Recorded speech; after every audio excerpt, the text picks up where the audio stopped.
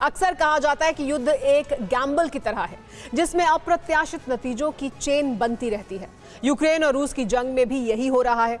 कभी रूस की मिसाइलें तबाही मचाती हैं तो किसी दिन यूक्रेन का पलड़ा भारी होता है।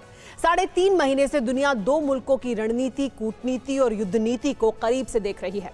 लेकिन सवाल यह है कि 21वीं सदी की सबसे भीषण जंग से दुनिया ने क्या सबक सीखा है। आज सबसे पहले बात इसी की करेंगे।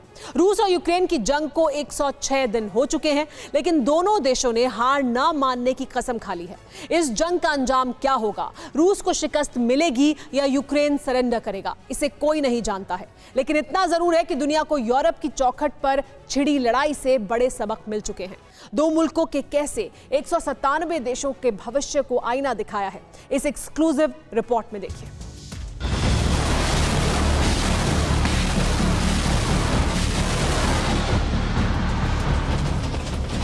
गोलियों की तड़तड़ाहट से गूंजती कायनात और धमाकों से थर्राती धरा। यूं लगता है मानो दो मुल्क एक दूसरे के वजूद को खत्म करने के बाद ही दम लेंगे।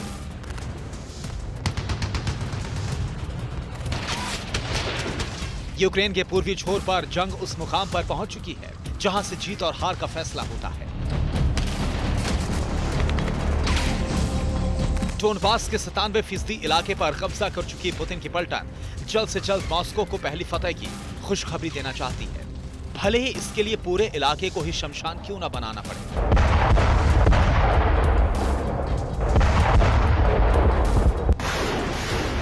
डोनबास पर फाइनल कब्जे के लिए रूस ने PM-27 उरागान रॉकेट सिस्टम से हमला शुरू कर दिया है।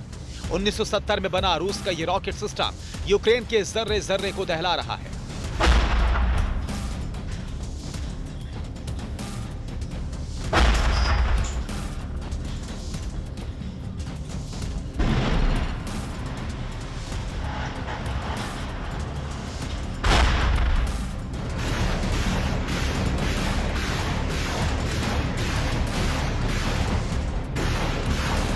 PM-27 उरागान रॉकेट लॉन्चर से रूस क्लस्टर बम बरसा रहा है, जिससे मौत यूक्रेनियों के सिर पर कैसे मंडरा रही है, इन तस्वीरों से अंदाजा लगाया जा सकता है।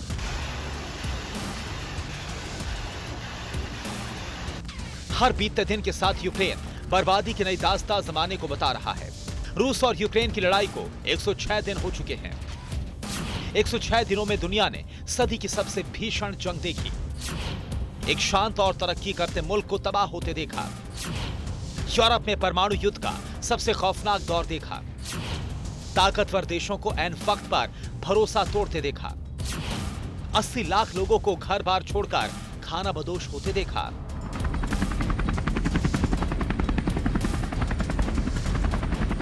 मिसाइलों के जोर से, धमाकों के शोर से आशियानों को मलबे में बदलते देखा, मासूमों की किलकारी, मां की मजबूरी, वतन की खातिर पिता की जिम्मेदारी देखी। लेकिन सवाल यह है कि रूस और यूक्रेन युद्ध से दुनिया ने क्या सीखा? रूस यूक्रेन युद्ध कब खत्म होगा ये कोई नहीं जानता, लेकिन अब हर मुल्क ये जरूर समझ चुका है कि उस पर भी कभी भी खतरा आ सकता है। इसलिए हर समय युद्ध के लिए तैयार रहना। ऐसी कौन सी 5 सीख हैं जो सामने आई हैं, जो अब हर मुल्क के लिए बड़ी सीख बनकर उभरी हैं इस युद्ध के बाद? आइए वो आपको बताते हैं।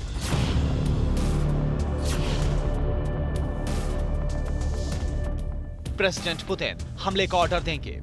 रूस की फौज यूक्रेन में दाखिल होगी, एक के बाद एक यूक्रेन के शहरों को खंडहर बनाएगी। 24 फरवरी से पहले शायद ही किसी को इस बात का अंदाजा रहा होगा, लेकिन ऐसा हुआ और 3.5 महीने बाद भी हो रहा है, वो भी तब जब दुनिया सदियों से युद्धों की विभीषिका देख रही है। एक अनुमान के मुताबिक इन युद्धों में 1 अरब लोग मारे जा चुके हैं।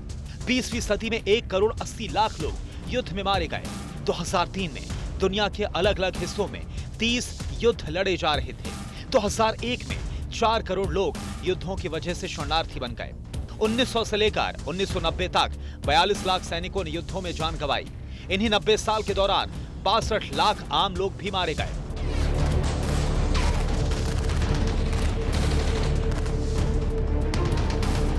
बावजूद इसके कई देश एक दूसरे के खून के प्यासे हो चुके हैं। रूस और यूक्रेन की जंग में भी अब तक हजारों सैनिकों की जान जा चुकी है। यूक्रेन का तो दावा है कि अब तक रूस के 31,000 से ज्यादा सैनिक मारे जा चुके हैं।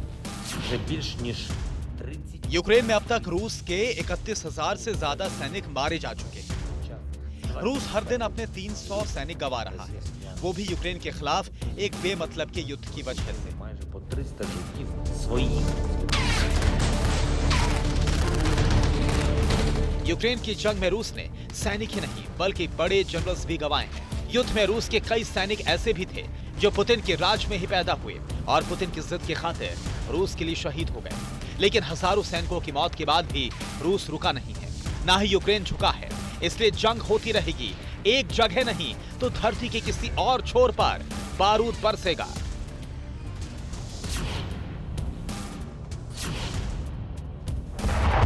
चौबीस फरवरी से पहले तक यूक्रेन के बारे में कम ही लोग जानते थे, लेकिन रूस के हमले के बाद से ही दुनिया की बड़ी आबादी यूक्रेन के शहरों तक के नाम जान चुकी है।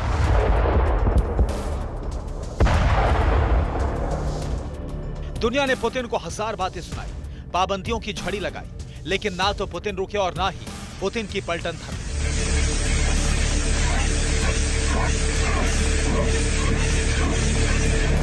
रूस के हमले से पहले यूक्रेन की अहमियत क्या थी, यह भी समझिए। यूक्रेन कई देशों को गैस और तेल सप्लाई करता था। यूक्रेन के गेहूं से अफ्रीका और यूरोप तक की रोटी पकती थी। यूक्रेन से कई तरह के खाद्यान्न दुनिया भर में एक्सपोर्ट होते थे।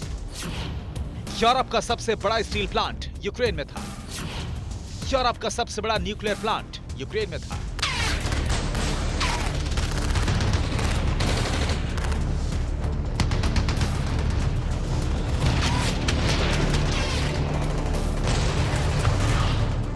इसलिए हर मुल्क रूस को हमले से रोकता रहा, लेकिन रूस ने किसी की नहीं सुनी।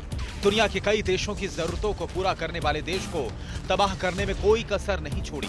लिहाजा जब यूक्रेन का यह हश्र हो सकता है तो दुनिया के किसी भी देश को किसी भी वक्त किसी भी देश के साथ युद्ध में उतरना पड़ सकता है।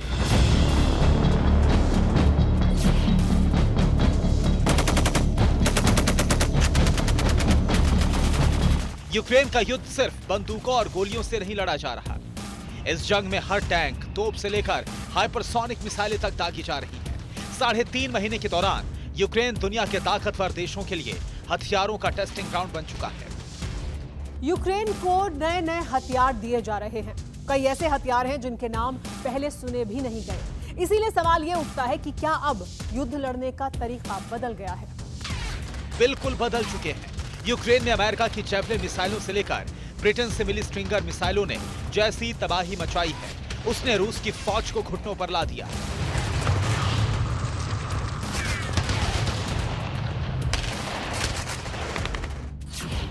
Javelin missile, stinger missile, M777, light weight tank, Kinzhal missile, serpent missile, Iskander hypersonic missile, howitzer तोप, vacuum bomb, cluster bomb, TB2 drone, laser guided drone, ऐसे कई हथियार हैं जो रूस और यूक्रेन के युद्ध में इस्तेमाल हो रहे हैं।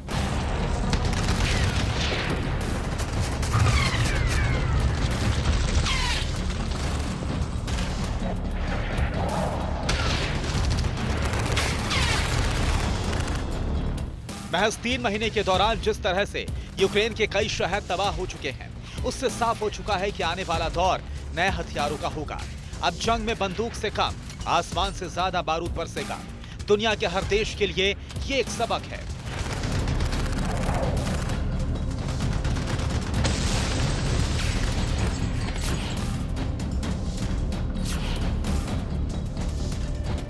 यूक्रेन यूरोप का दूसरा सबसे बड़ा देश है। खता इतनी सी ही थी कि ज़ेलेंस्की ने नेटो में शामिल होने की जिद ठान ली। पुतिन के लाख समझाने के बाद भी नेटो की फौज को अपने आंगन में जगह देने का फैसला कर लिया। लेकिन ज़ेलेंस्की भूल गए थे कि उन्होंने दुनिया की सबसे बड़ी न्यूक्लियर ताकत से पंगा ले लिया है, वो भी तब जब यूक्रेन के पास पाव भर का परमाणु बम तक नहीं है। लेकिन हमेशा ऐसा नहीं था। 1992 तक यूक्रेन परमाणु हथियारों के मामले में तीसरे नंबर पर था। सोवियत संघ के विघटन के बाद यूक्रेन को अमेरिका और ब्रिटेन से सुरक्षा गारंटी मिली। अमेरिका ने यूक्रेन को अपने न्यूक्लियर वेपन रूस को देने को कहा। जनवरी से लेकर मई 1992 के दौरान यूक्रेन ने अपने सभी परमाणु बम रूस को सौंप दिए।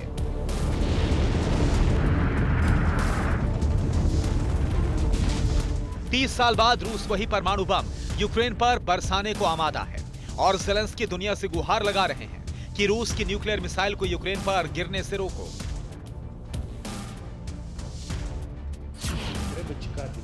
रूस के हमले का इंतजार करने का वक्त नहीं है। रूस कभी भी न्यूक्लियर अटैक कर सकता है। दुनिया ज्यादा इंतजार ना करे। दुनिया को इसके लिए भी तैयारियां कर लेनी चाहिए। बम शेल्टर से नहीं, परमाणु हमले को लेकर रूस से लिखित में जवाब मांगना होगा ताकि वो इसके बारे में सोच भी ना सके। ज़ेलेंस्की की बेबसी बता रही है कि 30 साल पहले का फैसला बड़ी गलती थी। मानव इतिहास में परमाणु हथियार त्यागने वाला यूक्रेन दुनिया का अकेला मुल्क है। सवाल यह है कि अगर यूक्रेन के पास न्यूक्लियर हथियार होते तो क्या रूस इतनी आसानी से हमला कर पाता? शायद नहीं। इसलिए यूक्रेन की हालत देखकर रूस के बाकी पड़ोसी भी नाटो में शामिल होना चाहते हैं। यूक्रेन को बर्बाद कर डाला, रूस हमें भी मार डालेगा। यूरोप में ऐसा ही खौफ है। 106 दिन में रूस ने यूक्रेन पर इतना बारूद बरसा लिया है कि पड़ोस के हर मुल्क तक धुआं पहुंच चुका है। इसलिए फिनलैंड और स्वीडन नाटो में शामिल होने की जिद ठान बैठे हैं। दुनिया के 9 देशों के पास एटम बम की ताकत है। इनमें अमेरिका, ब्रिटेन, फ्रांस नाटो देशों से आते हैं।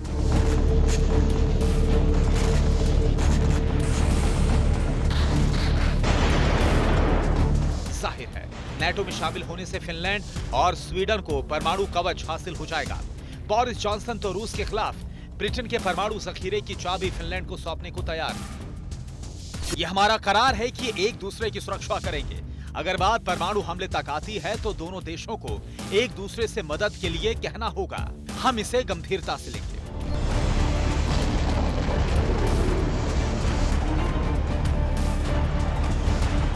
फिनलैंड के साथ ब्रिटेन ने मिलकर जंग लड़ने का ऐलान तो कर दिया, लेकिन इसी तरह की बातें तो यूक्रेन से भी होती रही हैं। हकीकत यह है कि 3.5 महीने के बाद भी अमेरिका से लेकर नाटो देशों ने यूक्रेन को हथियारों की खेप सौंपकर इतिश्री कर ली। दुनिया के लिए यही सबसे बड़ा सबक है। यूक्रेन युद्ध ने दुनिया को बता दिया है कि 21वीं सदी में हालात तेजी से बदलेंगे। ऐसे कई सबक हैं जिन्हें यूरोप की चौखट पर छिड़ा युद्ध हर बीतते दिन के साथ जमाने को चेतावनी दे रहा है। मसलन, ताकतवर देशों के भरोसे युद्ध में कूदना ठीक नहीं है। किसी भी देश को जंग अकेले ही लड़नी है। छोटे विवाद बड़े युद्ध का रूप ले सकते हैं। किसी भी देश को कमजोर समझना बड़ी भूल है।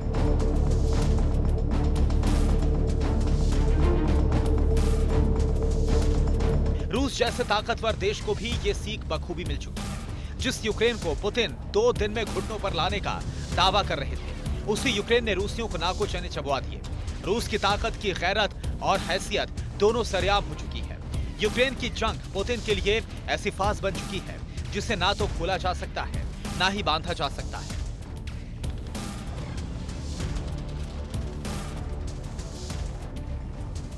3.5 महीने के युद्ध ने बता दिया है कि दीवार साफ है। दीवार पर लिखा संदेश भी साफ है। बस दुनिया को जरूरत अमन के संदेश को गौर से पढ़ने की है।